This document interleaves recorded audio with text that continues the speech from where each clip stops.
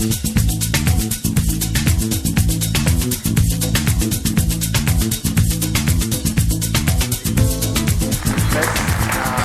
working in finance. Let me explain how it all happened. It started in 2007. I was a young engineer student from a French school, and I had just found an internship for a French NGO called ACTED.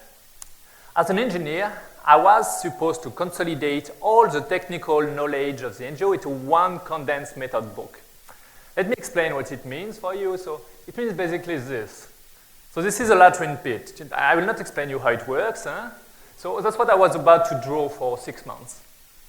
Fortunately, one day, my internship supervisor came to me and told me, okay, listen, Etienne, we have this microfinance software, and we really would like to have an engineer to help us develop it and implement it.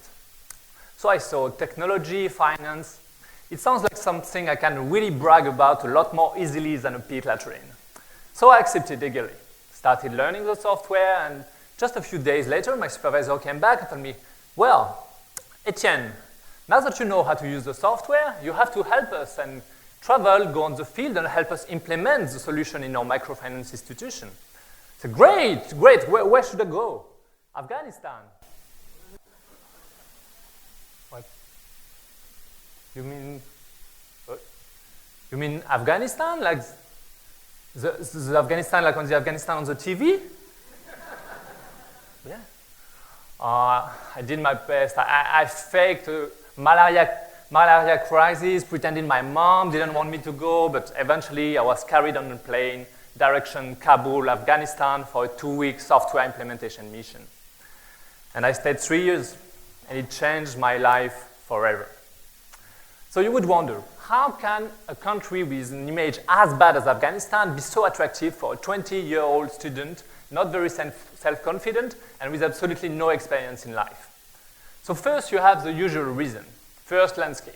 Incredible mountains, incredible culture, incredible cities, incredible countryside. All this combined with the incredible kindness and sense of hospitality of Afghan people. But the real reason for me to really have loved Afghanistan so much was my work there, managing the operations of a microfinance institution called Oxus. That is to say, give microcredit services to these people, Afghan entrepreneurs. So first, a few reminders about microfinance. Microfinance are financial services dedicated to unbanked people. The unbanked today in the world, it's half of the adult population, more than 2 billion people. In Afghanistan, this ratio goes up to 90% for men and 97% for women. So the question is, why banks don't want to work with Afghan entrepreneurs? Many say that it's because Afghan people don't repay. This is simple prejudice. It's not true. The real reason is that if you want to bring good financial services to Afghan people, you must be ready to face challenges which are taking you very, very, very far from the usual conception of normal finance. Are you ready for an adventure? Good. I'm taking you with me. So first, I want you to meet my team. So, 10 very determined young Afghan men. They come from all around the country. They are from different ethnies, Tajik, Uzbek, Pashtun, Hazara, but they have one single objective: bring the best financial services to their fellow countrymen in spite of all these amazing surprises only the Afghan context is able to bring. And let me give you an overview of these different challenges. First, our offices. Material challenges. This is one of our best offices. It's in Maimana, northwest of the country. The clients are queuing outside very quietly under the supervision of our more or less well-trained policemen. We have a nice board on the wall, and the electro generator is ready to step up for the 5 to 8 hours of electricity shut down daily. But to reach this level, it requires effort and time. The first time I arrived in Afghanistan, this is what I found. So this is one of our offices, 50 kilometers north of Kabul. So indeed, the rainbow is very nice. We are really well equipped for coming torrid Afghan summer, as you can see, but we are quite far from HSBC Tower. Huh? Inside, it was not much better. So this is our cache room of Karabakh branch. Oops, sorry, no. Here we are, yeah. So this is a place where the cashier is here, working on the software we installed, receiving payment from clients and disbursing the loan. She's sitting just by the Bukhari. So Bukhari, it's a pipe you see in the back. It's some kind of local wood heater, which is really blessed as a luxury during winter, even so it could get really, really smoky sometime. Other type of challenge, legal challenges. We were taking collaterals for some of the loans we were giving, and a few times we had the pleasure to try to check the veracity of property documents actually issued in the middle of the 19th century. But the event I'm the most nostalgic about is this one time when one of our fraudulent loan officers came in the garden of the office to destroy 30 of his doctored files in the toilets of the office. It took us 2 days to dig them out, and you may not believe it, but my knowledge of latrine pit has been a real asset during this event. Other type of challenges, gender. I will not teach you anything explaining that in Afghanistan, men and women live in 2 different worlds separated by culture. But in Oxus, we were disbursing loans to women, so we had the women staff to help us disburse these loans.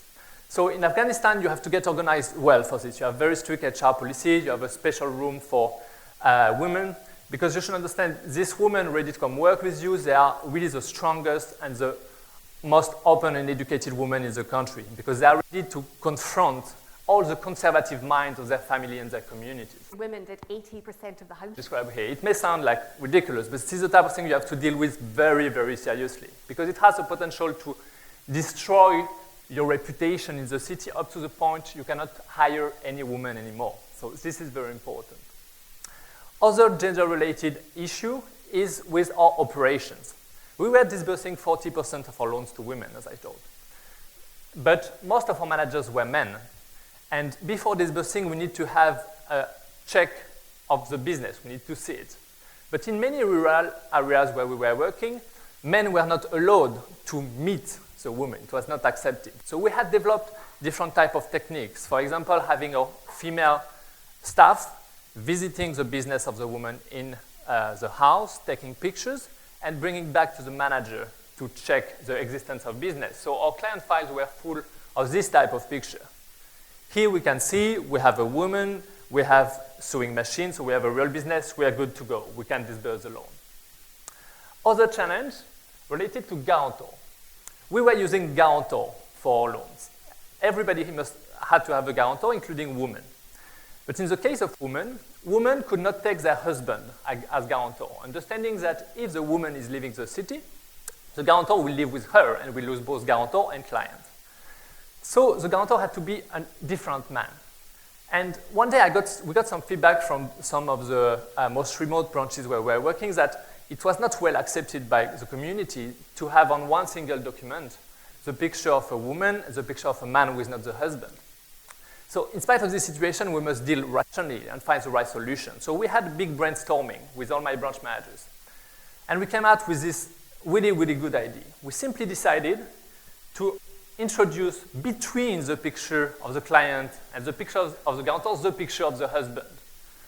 And this was really agreed as the best solution by managers and actually very, very well accepted on the field in our branches.